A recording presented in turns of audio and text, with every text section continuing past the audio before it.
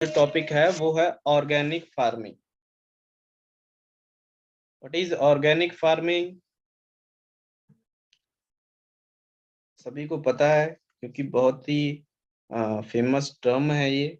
और आजकल जो बहुत तो कंटेंट्स में देख लेते हैं कि क्या क्या पढ़ेंगे ऑर्गेनिक फार्मिंग के बारे में। फर्स्ट इंट्रोडक्शन होगा, नेक्स्ट जो है एथिक्स कि कौन कौन से एथिक्स हैं ऑर्गेनिक फार्मिंग के। ठीक है, एथिकली ऑर्गेनिक फार्मिंग को कैसे फॉलो किया जा सकता है, इसके रिलेटेड कुछ टर्मिनोलॉजी है वो भी देखेंगे। प्रिंसिपल्स हैं, कौन कौन से प्रिंसिपल्स होते हैं ऑर्गेनिक फार्मिंग के, एडवांटेज क्या होंगे, इसके डिसएडवांटेज क्या होंगे, और नीड एंड रेलेवेंस क्या है, मींस इसकी जरूरत क्या क्यों है ऑर्गेनिक फार्मिंग की। First of all introduction. Organic farming, also known as ecological farming, biological farming.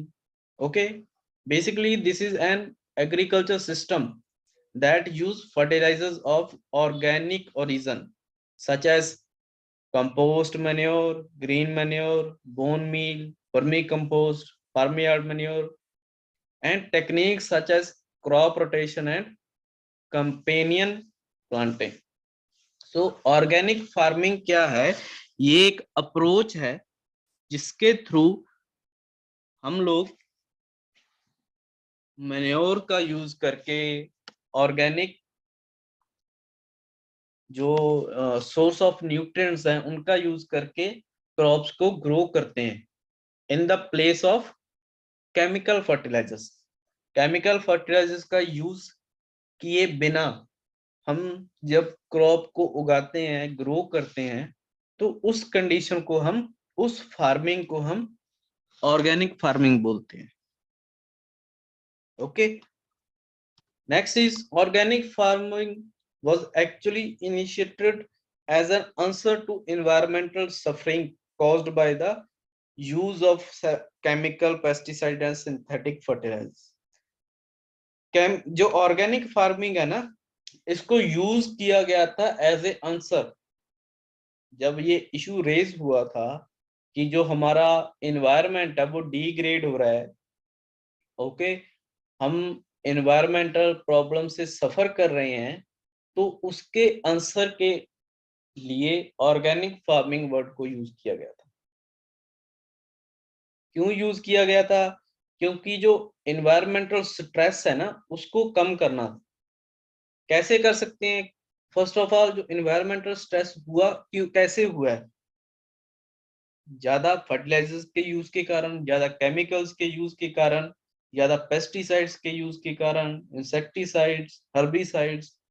Okay, तो इन केमिकल्स के यूज के कारण जो हमारा एनवायरनमेंट है वो डिग्रेड है।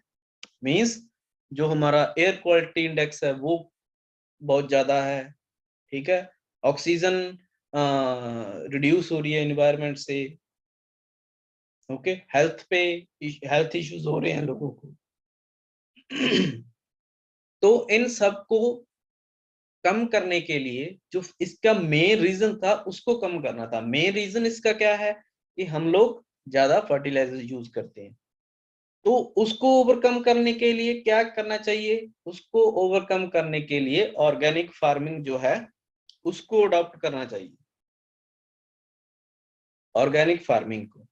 अब ऑर्गेनिक फार्मिंग क्या होती है? जिसमें हम केमिकल्स का यूज नहीं करते, उसको ऑर्गेनिक फार्मिंग बोलते हैं। ओके, सो तो इसलिए ऑर्गेनिक जो हमारे पेस्टिसाइड्स हैं उनको कम करने के लिए, इन्वायरमेंट को मेंटेन रखने के लिए ऑर्गेनिक फार्मिंग का जो वर्ड है उसको यूज किया गया। In other words, organic farming is a new system of farming और agriculture that repairs and improves the ecological balance. इसको एक ऐसे बोल सकते हैं कि ये न्यू मेथड है, न्यू अप्रोच है, जिससे कि हम इन्वायरमेंट को मेंटेन रख सकते हैं, जो इकोलॉजिकल बैलेंस होता है उसको बनाकर रख सकते हैं। Okay, so this was all about the introduction. ये हमारी ऑर्गेनिक फार्मिंग की इंट्रोडक्शन है। ओके, ऑर्गेनिक फार्मिंग को आप न्यू मेथड भी बोल सकते हो, इसको ओल्ड मेथड भी बोल सकते हो, क्योंकि ग्रीन रेवोल्यूशन से पहले ऑर्गेनिक फार्मिंग ही तो थी। क्योंकि जब केमिकल्स, फर्टिलाइजर्स ये सब इंट्रोड्यूस नहीं हुआ था, डीडीटी इंट्रोड्यूस नहीं हुई थी, तब उससे पहले तो जो फार्मिंग थी वो ऑर्गेनिक ही थी। तो इसको एज ए न्यू मेथड भी बोल सकते हो, as a ancient days method भी बोल सकते हो, ओल्ड मेथड भी बोल सकते हो। Next, ethics of organic farming. Ethics क्या क्या है? Chemicalization, excess irrigation, depletion of soil moisture, depletion of organic carbon and organic matter content in soil, burning of biomass, soil erosion or allowing the soil to dry, all are the against of ethics of organic farming। ये सारे जो हमने factors पढ़े हैं, chemicals हो गए, ज्यादा पानी देना हो गया, सॉइल मॉइस्चर का कम होना, ऑर्गेनिक मैटर का कम होना सॉइल में, सॉइल को बर्न करना, सॉइल की वेस्टेज करनी, सॉइल को इरोजन सॉइल का होते रहने देना, सॉइल को ड्राई होते रहने देना, ये सारे जो फैक्टर्स हैं ये सॉइल के ऑर्गेनिक फार्मिंग के अगेंस्ट है।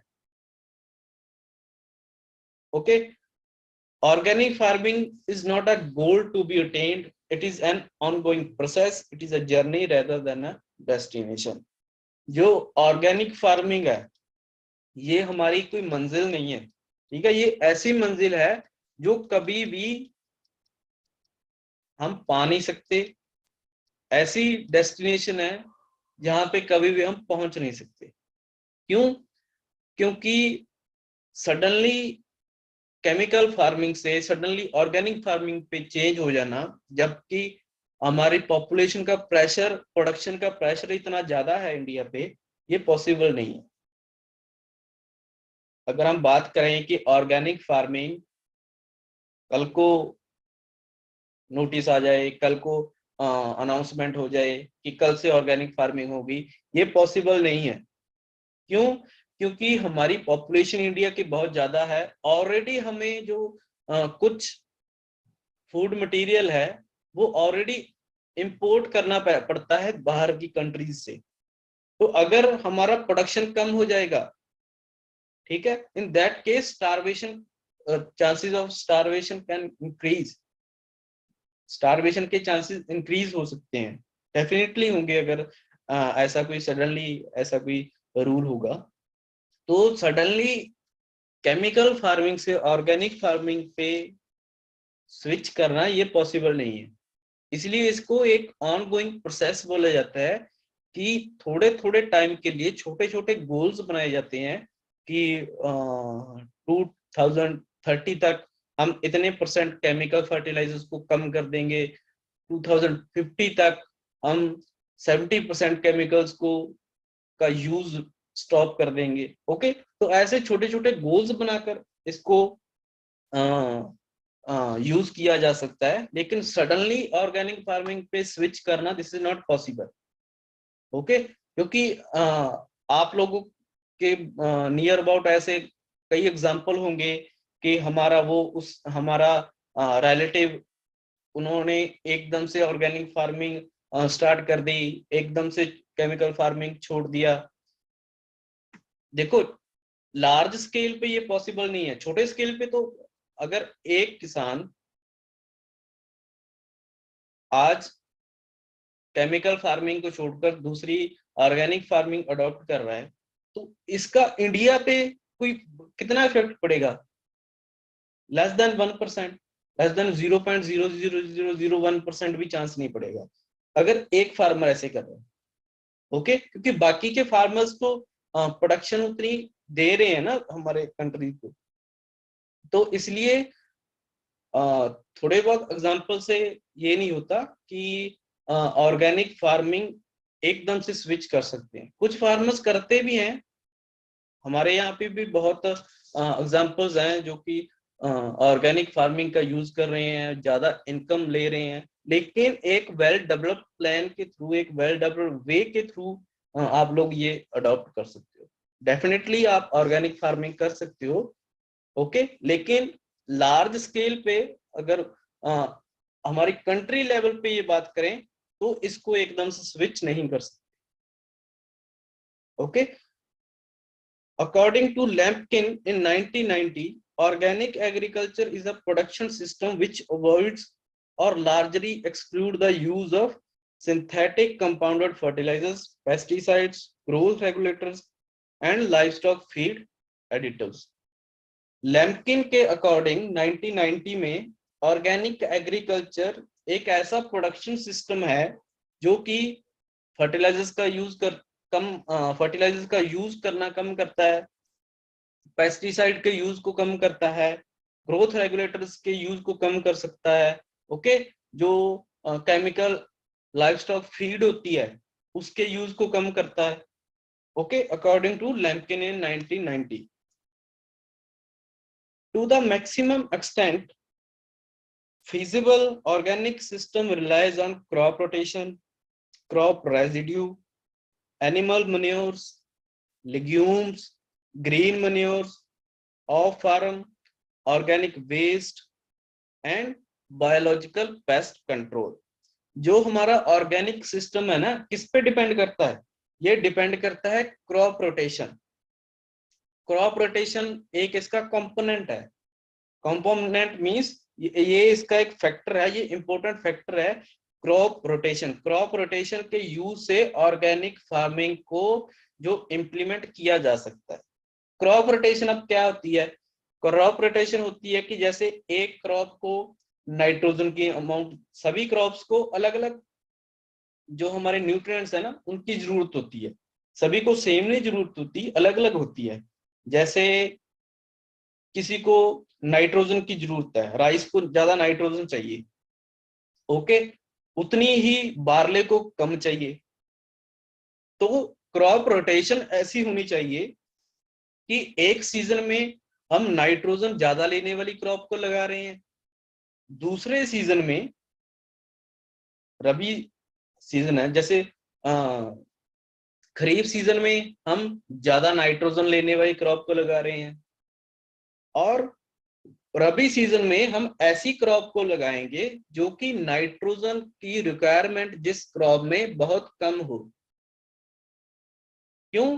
क्योंकि नाइट्रोजन को दोबारा उस सॉइल में उसकी कंटेंट को, उसकी इनरिचमेंट के लिए, उसकी प्रेजेंस के लिए नाइट्रोजन की टाइम मिल जाए, 6 मंथ का टाइम उसको मिल जाए, इसलिए इसको बोलते हैं क्रॉप रोटेशन। मींस क्रॉप की रोटेशन ऐसी क्रॉप्स को ग्रो करना चाहिए जिसकी रिक्वायरमेंट्स जो हैं वो दूसरी क्रॉप से बिल्कुल अलग हो। अगर हम नाइट्रोजन रिलेटेड क्रॉप को ही नेक्स्ट में लगा देंगे तो नाइट्रोजन की डेफिशिएंसी तो ऑब्वियसली सॉइल में होगी, ओके। तो इसको बोलते हैं crop rotation. This is the very important factor for important component of agriculture, organic agriculture. Next is crop residue. अब राइस की कल्टीवेशन के बाद, उसकी हार्वेस्टिंग के बाद जो उसका क्रॉप रेजिड्यू बचता है उसको ज्यादातर उसको बर्न कर दिया जाता है ना, आग लगा दी जाती है। उससे क्या इफेक्ट पड़ता है? एक तो एनवायरनमेंट पे इफेक्ट पड़ता है, जो हमारा एयर क्वालिटी इंडेक्स है वो इंक्रीज हो जाता है। दूसरा, उसमें जो रेजिड्यू है ना, जो बाकी का पोर्शन बचा है, पैडी का जो बाकी का पोर्शन है, उसमें सपोज करके देखो उसमें क्या क्या होगा।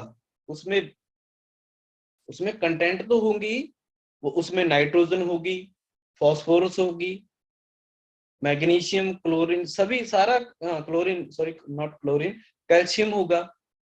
तो जब हम उसको बर्न कर देते हैं तब उसका कोई यूज रहता है? कोई यूज नहीं रहता, है ना।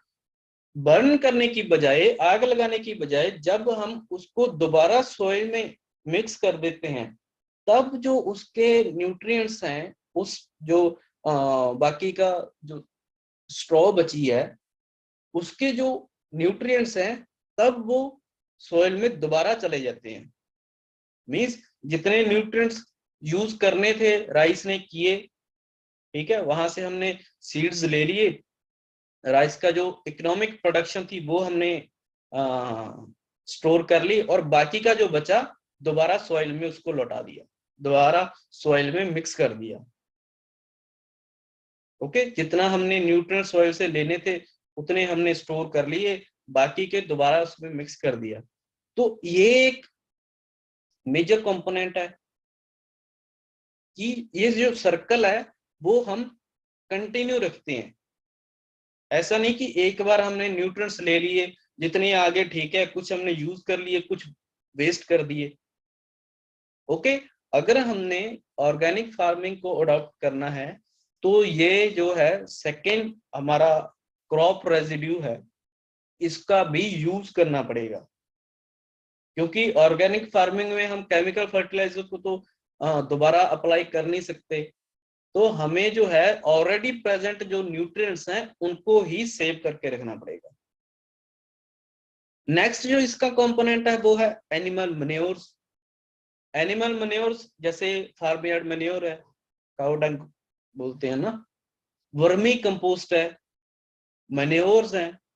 तो एनिमल मैन्योर्स का very good example farm yard manure है। इसमें क्या होता है, इसमें नाइट्रोजन भी होती है, इसमें फास्फोरस होती है, इसमें पोटेशियम होती है।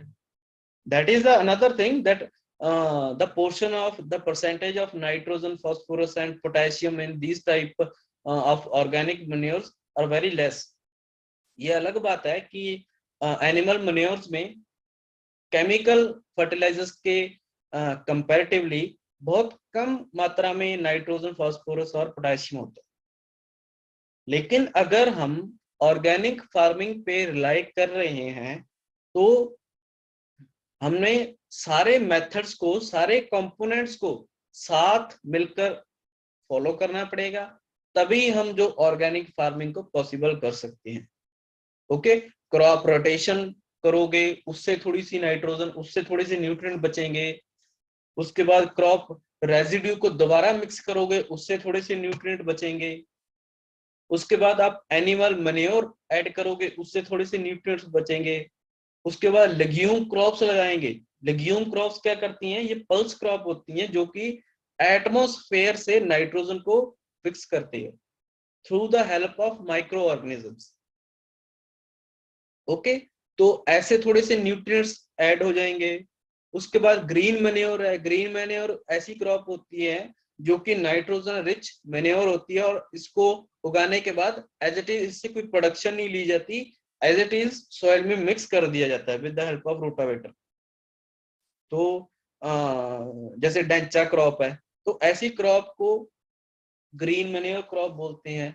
ठीक है, कुछ न्यूट्रिएंट्स हमें ऐसे मिल जाएंगे। ऑफ फार्मिंग वेस्ट प्रोडक्ट्स जो होते हैं, ऑफ फार्मिंग वेस्ट प्रोडक्ट जैसे जैसे एनिमल वेस्ट हो गया, इनका भी हम यूज कर सकते हैं।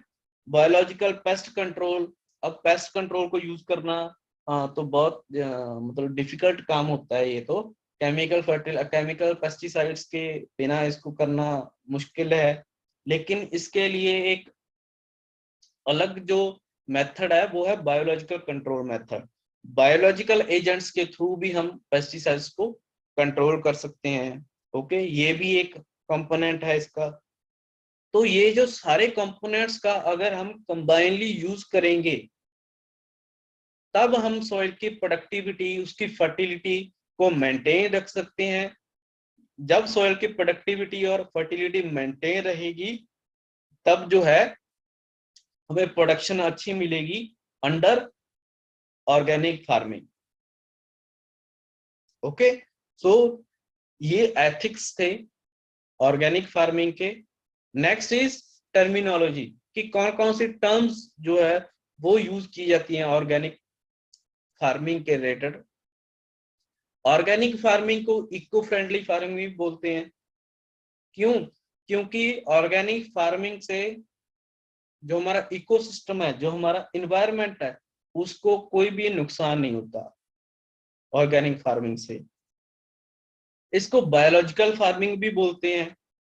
बायोलॉजिकल फार्मिंग क्यों बोलते हैं? क्योंकि farming in relation to biological diversity, ये जो बायोलॉजिकल डाइवर्सिटी के लिए, उसके लिए भी बेनिफिशियल फार्मिंग है, क्योंकि इसमें बायो एजेंट्स पे ज्यादा फोकस किया जाता है।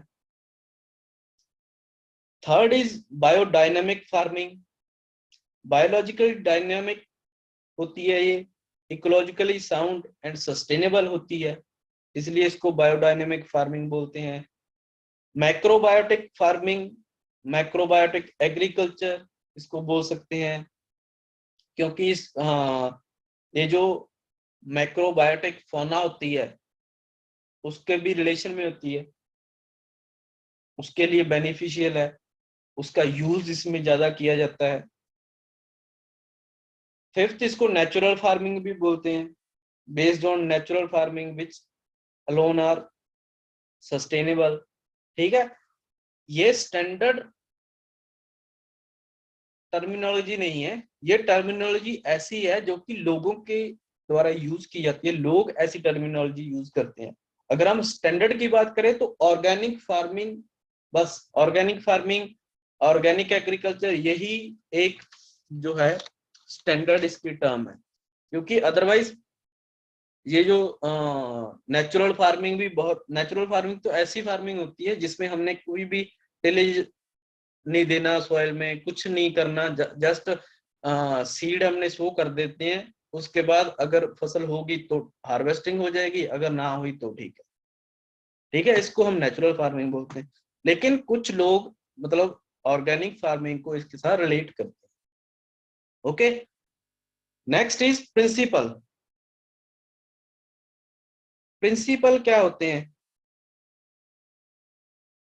इसके तीन बेसिक प्रिंसिपल्स हैं। इकोलॉजिकली साउंड, मतलब जो इकोलॉजिकल होते हैं इसके सारे, इसके अंडर जो हम काम करते हैं। इकोनॉमिकली फिजिबल, जो कि इसमें जो भी इसके कंपोनेंट जो यूज किए जाते हैं बाय द फार्मर, वो इकोनॉमिकली फिजिबल होते हैं, अडॉप्टेबल होते हैं, फार्म में इजिली अडॉप्ट कर सकते हैं उसको। Third is socially acceptable. Socially भी एक्सेप्टेबल, मतलब सारे लोग इसको एक्सेप्ट करते हैं। ओके, जैसे हमने यूज करना है waste material of animals. Okay, हम यूज कर रहे हैं और उसकी प्रोडक्शन हो रही है, सभी को पता है कि इसमें एनिमल्स का वेस्ट प्रोडक्ट यूज किया गया है, उसके बावजूद भी उसकी प्रोडक्शन जो है, जो हमने प्रोडक्शन ली है, अगर वो मार्केट में सेल करने जाते हैं फार्मर, तो कोई ऐसे नहीं बोलता कि इसमें आपने ये यूज किया, ये यूज किया। तो सोशली एक्सेप्टेबल है, इजिली वो उसको परचेज करते हैं, मींस एक्सेप्ट करते हैं। Okay, till 20th century organic farming was not alternative, it was a way of life. Till today in many of the poor nations organic farming is a way of life as much as it is a method of farming. जो और मैं organic farming है ना, आज वो एक need है, एक जो वे ऑफ लाइफ है organic farming. Okay, because it is very important method of farming. Organic farming is not a philosophy but a means of achieving sustainability in agriculture. Sustainability क्या होती है? Sustainable products क्या होते हैं? Sustainability होती है जैसे केमिकल फर्टिलाइजर्स है, वो हमें बाहर से इंपोर्ट करने पड़ते हैं, वो क्या है, उसमें सस्टेनेबिलिटी नहीं है। सस्टेनेबिलिटी वो होती है जो कि locally available fertiliser, locally available resource of nutrients हो, उनको हम बोलते हैं सस्टेनेबल। मींस जो प्रोडक्ट्स हमने यूज करने हैं वो हमारे लोकल एरिया में इजिली अवेलेबल हो, उसको हम सस्टेनेबल बोलते हैं। Okay, next, advantages of organic farming. Organic farming के एडवांटेज क्या क्या होते हैं, ये तो डिस्कस करने की जरूरत ही नहीं है, आप लोगों को सभी को पता ही है कि क्या क्या एडवांटेज है। Okay, first, economical. In organic farming, no expensive fertilizers, pesticides, hybrid seed varieties, seeds are required for the plantation of crops. Therefore, no extra expense. ये जो है इसका फर्स्ट एडवांटेज जो है ऑर्गेनिक फार्मिंग का, वो ये है कि ऑर्गेनिक फार्मिंग में हमें ज्यादा जो एक्सपेंस है वो अपने वेस्ट करने की जरूरत नहीं है, क्योंकि जो फर्टिलाइजर्स हैं वो भी हमें लो कॉस्ट पे इजीली अवेलेबल हो जाते हैं। पेस्टिसाइड का हमने यूज करना ही नहीं। फर्टिलाइजर मींस जो न्यूट्रिएंट ऑफ सोर्स है, सोर्स ऑफ न्यूट्रिएंट्स जो है, फर्टिलाइजर का हमने यूज करना नहीं। पेस्टिसाइड का भी हमें नहीं यूज कर सकते। Hybrid high yield varieties seeds का भी यूज नहीं करना।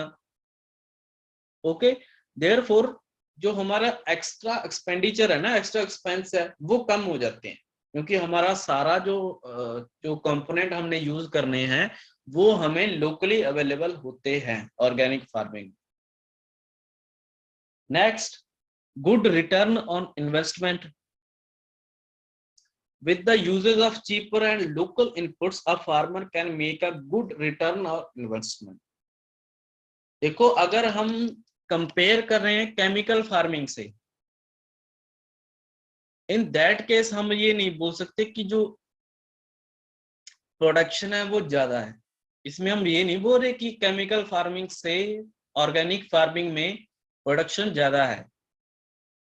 इसमें हम ये कंपेयर कर रहे हैं कि हमने केमिकल फार्मिंग के कंपैरेटिव कितना पहले एक्सपेंस का यूज किया और फाइनल में हमें कितना फायदा मिला। ओके, जैसे केमिकल फार्मिंग में हमने 100 रुपीज खर्च कर दिए और हमें 120 रुपीज का फायदा हो गया, मीन्स 20 रुपीज का फायदा हो गया। फाइनल जो हमारा इनकम है वो 120 है, 120 रुपए फाइनल इनकम है। 100 हमने उसमें खर्च कर दिया तो हमारे पास 20 रुपीज बच गए।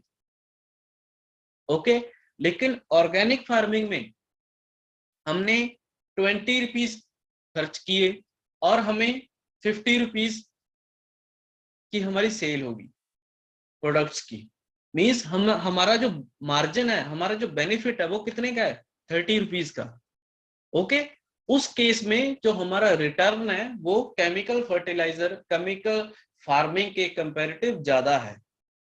ठीक है, in that sense we are taking this that good return on investment, कि जितनी हम इन्वेस्टमेंट कर रहे हैं कंपैरेटिवली केमिकल फार्मिंग, उससे हमें ज्यादा रिटर्न मिल रहा है।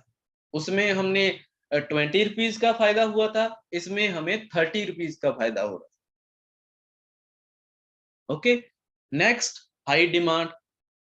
ये तो आप लोगों को पता है कि ऑर्गेनिक प्रोडक्ट्स जो हैं कितनी ज्यादा डिमांड में है। ऑर्गेनिक प्रोडक्ट्स लोगों ने देखा नहीं कि देखते देखते वो प्रोडक्ट बिक जाता है, सेल हो जाता है देखते देखते। आप अपनी लोकल मार्केट में देख सकते हो, there are number of examples जहाँ पे जो ऑर्गेनिक फार्मिंग है nowadays very famous, very demanded. Okay, there is huge demand of organic products in India across the globe which generates more income. Organic जो products है ना वो ज्यादा costly होने के बावजूद भी बहुत ज्यादा डिमांड में है। आप किसी को बोल दो कि ये ऑर्गेनिक है तो कहीं ना कहीं उसके दिमाग में चलने लग जाता है कि मतलब I have to purchase this thing. क्यों? क्योंकि केमिकल्स जो है ना, अभी सभी लोगों को पता है, all the people are aware about that what are the dangerous effects, what are the harmful effects they are facing by using chemicals. Chemicals के यूज से क्या क्या उसको डेंजरस, क्या क्या हार्मफुल इफेक्ट्स उनको फेस करने पड़ रहे हैं। इसलिए सभी लोग जो है वो केमिकल्स प्रोडक्ट्स का यूज कम करके ऑर्गेनिक प्रोडक्ट्स का यूज ज्यादा करना चाहते हैं। इसलिए ऑर्गेनिक जो प्रोडक्ट्स हैं वो ज्यादा डिमांड में है इस टाइम। न्यूट्रिशनल ज्यादा डिमांड में क्यों है? क्योंकि उनकी न्यूट्रिशनल वैल्यू ज्यादा होती है as compare to chemical and fertiliser utilised products. Organic products are more nutritional nutritive value ज्यादा होती है, टेस्टी होते हैं एंड गुड फॉर हेल्थ, और वो अपनी हेल्थ के लिए वो भी अच्छे होते हैं। इन्वायरमेंटल फ्रेंडली, ये एक और एडवांटेज है ऑर्गेनिक फार्मिंग का। The farming of organic products is free of chemicals and fertiliser, so it does not harm the environment. ये एक और एडवांटेज है ऑर्गेनिक फार्मिंग का कि इससे इन्वायरमेंट को कोई भी नुकसान नहीं होता। थोड़ा बहुत एज कंपेयर टू नेग्लिजिबल है as comparative to chemical farming, कि इसका ऑर्गेनिक फार्मिंग का इसके जो प्रोडक्ट्स होते हैं वो इन्वायरमेंट पे कोई बैड इफेक्ट नहीं देते। Okay, next is disadvantage of organic farming. Advantage के साथ साथ इसके कुछ डिसएडवांटेज भी हैं, ठीक है, लेकिन that of not major level, उनका जो लेवल इतना ज्यादा नहीं है, एक एक करके हम डिस्कस करेंगे। कि इनकॉम्पिटेंट है, means the major issue of organic farming is lack of inadequate infrastructure and marketing of the products। कुछ ऐसा नहीं कि सारे के सारे ऑर्गेनिक प्रोडक्ट्स की मार्केटिंग अच्छी हो, कई बार मार्केटिंग ना होने की वजह से ऑर्गेनिक प्रोडक्ट्स वेस्ट भी हो जाते हैं। तो इसकी मार्केटिंग जो है वो उतनी अच्छी नहीं है। सेकेंडली, लेस प्रोडक्शन, जो आप इतनी मेहनत करते हो लेकिन इसका जो फाइनल रिजल्ट मिलता है, मींस इसकी जो फाइनल प्रोडक्शन है वो कम है। The products obtained through organic farming is less in the initial years as compared to in chemical products। जो इसकी प्रोडक्शन है ना वो कम होती है। One more thing I want to tell you, ये जो ऑर्गेनिक फार्मिंग होती है ना, जब तक इसका सर्टिफिकेट आप लोगों को नहीं मिलता तब तक आप इसको स्टैंडर्डली सेल नहीं कर सकते। मींस तब तक आप इसको, इस पे कोई लोगो नहीं लगा सकते, इसको सर्टिफाइड नहीं कर सकते कि हमारा ये जो प्रोडक्ट है ना वो ऑर्गेनिक है, क्योंकि कम से कम 5 साल लगते हैं ज्यादा से ज्यादा, और कम से कम 5 साल तक जो हमारी सॉइल है ना, हमने इतना ज्यादा यूज किया है केमिकल्स का, इतना ज्यादा पेस्टिसाइड्स का यूज किया है कि सॉइल को उसके इफेक्ट से बाहर आने के लिए 5 साल का टाइम चाहिए। इसलिए हमारे जो फील्ड है, हमारा जो फार्म है, हमारा जो एग्रीकल्चर लैंड है, उसको जो केमिकल इफेक्ट्स हैं उनके इफेक्ट्स को ओवरकम करने के लिए, उससे बाहर आने के लिए 5 साल का टाइम लगेगा। After 5 years our farm will be, our agriculture land will be able to certified with the organic products। उसके बाद हमें सर्टिफिकेट मिल जाता है कि ये जो फार्म है इसके सारे प्रोडक्ट्स जो हैं वो ऑर्गेनिक है, और आपको एज ए ऑर्गेनिक फार्मिंग का लाइसेंस मिल जाता है। लेकिन उसके लिए वेट करना, कितना करना पड़ेगा, 5 साल का। ओके, उसके बाद जो है आपको सर्टिफिकेट मिलेगा। तो उस टाइम तक प्रोडक्शन भी कम होती है, आप ऐसे बोल भी नहीं सकते कि ये कंप्लीटली ऑर्गेनिक है। और आज तक कुछ ऐसा सिस्टम भी नहीं है, कुछ ऐसे पैरामीटर्स भी नहीं है जिसके थ्रू हम चेक कर सकें कि इसमें न्यूट्रिएंट्स जो हैं, इसमें केमिकल्स जो हैं वो प्रेजेंट है या नहीं है। ओके, क्योंकि ये एथिक्स से के पे ही डिपेंड करता है, क्योंकि हम चेक नहीं कर सकते कि ये जो प्रोडक्ट है ये ऑर्गेनिक है या केमिकल फर्टिलाइजर्स का यूज करके ये प्रोडक्ट जो है तैयार किया गया है। ठीक है, तो 5 साल तक आप लोग किसी को ये मतलब सर्टिफिकेट नहीं होता जिससे कि लोग यकीन करें कि आपके जो जो प्रोडक्ट्स हैं वो ऑर्गेनिक है। Okay, next is shorter shelf life. Agriculture जो प्रोडक्ट्स हैं, कुछ प्रोडक्ट्स हैं जैसे आप लोग फ्रूट्स लगा लो, वेजिटेबल्स लगा लो, ठीक है, सीरियल क्रॉप्स को छोड़कर फ्रूट वेजिटेबल्स, तो इनकी जो शेल्फ लाइफ होती है ना बहुत कम होती है। Organic products have more flaws and shorter shelf life than that of chemical products. ये जो ऑर्गेनिक प्रोडक्ट्स होते हैं ना, इनको आप बहुत ज्यादा टाइम के लिए स्टोर नहीं करके रख सकते। ओके, तो ये भी एक डिसएडवांटेज है। Limited production, off season crops are limited and have fewer option in organic farming. जो ऑफ सीजन क्रॉप्स होती हैं उनका भी इतना ज्यादा ऑप्शन नहीं है ऑर्गेनिक फार्मिंग में। ओके, तो ये जो सारे ड्रॉबैक्स हैं ऑर्गेनिक फार्मिंग के, डिसएडवांटेज। नाउ कि व्हाट इज द नीड, हमें ऑर्गेनिक फार्मिंग की हमारे को क्या जरूरत है। Excessive use of chemical fertilisers reduce the fertility of soil. ये आप सभी लोगों को पता है कि जितना ज्यादा फर्टिलाइजर यूज करेंगे सॉइल फर्टिलिटी, प्रोडक्टिविटी उतनी ज्यादा डिक्रीज होगी। Okay, excessive use of chemicals has led to soil pollution, water pollution, air pollution. Okay, means ये एनवायरनमेंट को डिग्रेड करते हैं। टू कंजर्व इकोसिस्टम, हमें अगर इकोसिस्टम अपना कंजर्व रखना है तो हमें शिफ्ट करना ही पड़ेगा। To promote sustainable development, means हमारे जो सोर्स ऑफ न्यूट्रिएंट्स हैं लोकली अवेलेबल हों, इसको प्रमोट करने के लिए। जो एक्सपेंस है फार्मिंग पे उसको कम करने के लिए। Increase demand of organic products, organic products की डिमांड को इंक्रीज करने के लिए इसकी ऑर्गेनिक फार्मिंग की हमें जो जरूरत होती है। Now the benefits, environment friendly है, प्रमोट सस्टेनेबल डेवलपमेंट को प्रमोट करता है organic farming, healthy and tasty food provide करता है, इनएक्सपेंसिव प्रोसेस है, मतलब इसमें खर्चा जो है वो ज्यादा नहीं होता, सोइंग पे, कल्टीवेशन पे, क्रॉप की पे। ऑर्गेनिक इनपुट्स यूज किए जाते हैं, इनकम जो है वो ज्यादा होती है, जो हमारा मार्जिन है वो ज्यादा होता है, एक्सपोर्ट हम कर सकते हैं। ऑर्गेनिक फार्मिंग में जो लेबर है, लेबर वर्क ज्यादा होता है। ओके, तो इससे क्या फायदा होगा लेबर वर्क से, इससे जो है एम्प्लॉयमेंट क्रिएट होगी। एम्प्लॉयमेंट मींस कि लोगों को काम ज्यादा मिलेगा। Now the relevance of organic farming.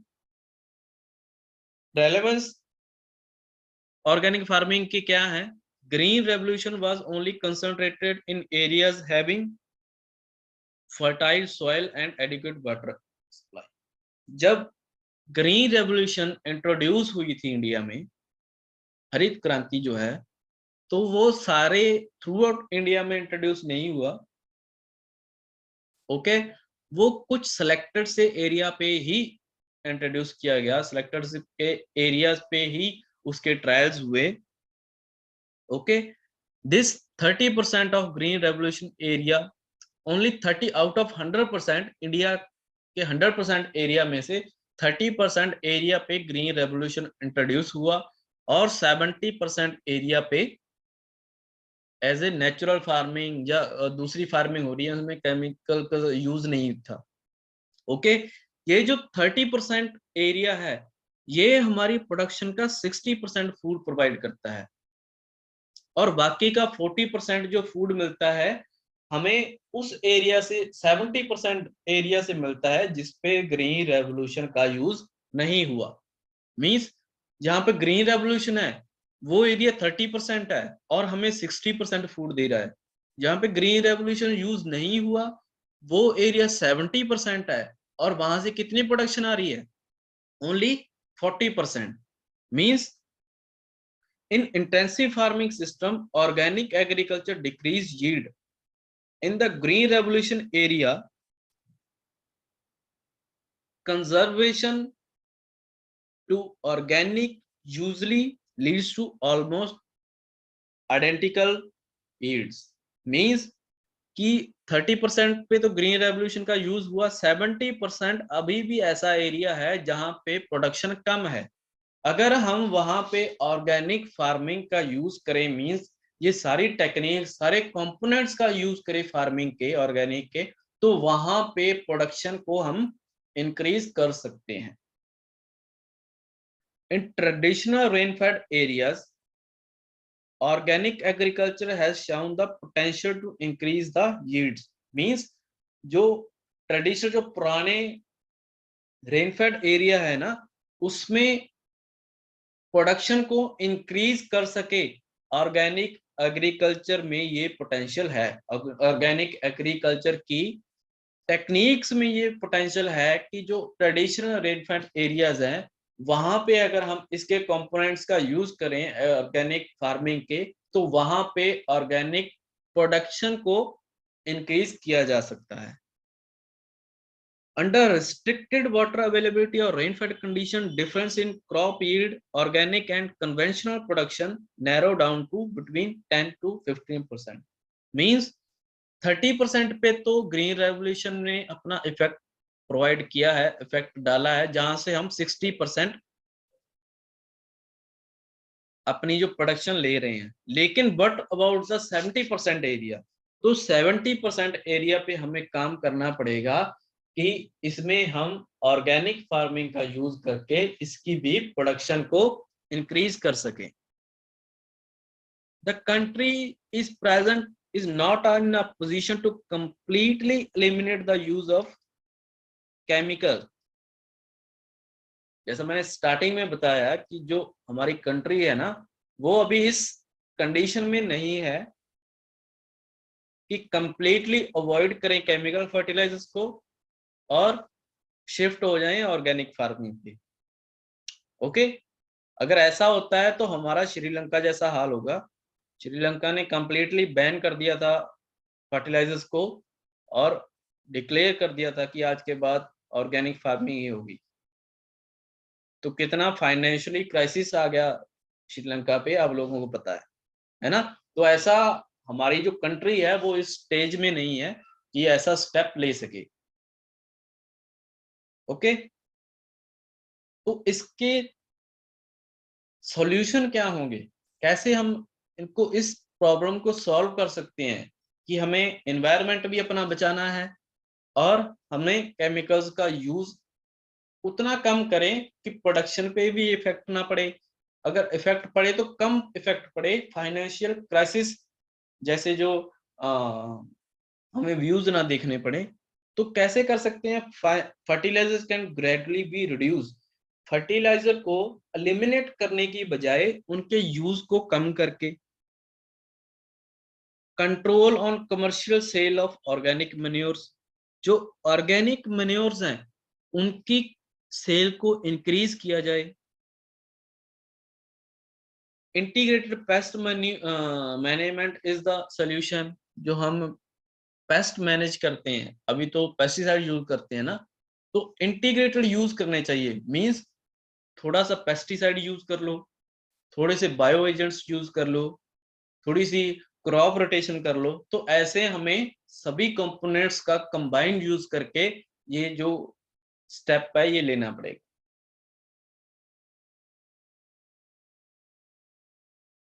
जो हमारी ministry, union ministry of agriculture, इन्होंने एक रिपोर्ट सबमिट की थी in 2001 about the organic farming in India. उन्होंने एक स्टेटमेंट दी थी कि organic farming is being practised by thousand of farmers in the country in an unorganized way. कि ऑर्गेनिक फार्मिंग जो है 2001 में काफी फार्मर्स के द्वारा इसको यूज किया जाता है, काफी फार्मर्स ऑर्गेनिक फार्मिंग यूज करते हैं, लेकिन उनका जो यूज करने का वे है, तरीका है, वो अनऑर्गेनाइज्ड है। मींस कि ऑर्गेनाइज्ड नहीं है, कुछ भी अनऑर्गेनाइज्ड है। ओके, अगर उसको ऑर्गेनाइज किया जाए तब भी जो प्रोडक्शन है वो इंक्रीज किया जा सकता है। सो This was all about our introduction of organic farming. Organic farming के बारे में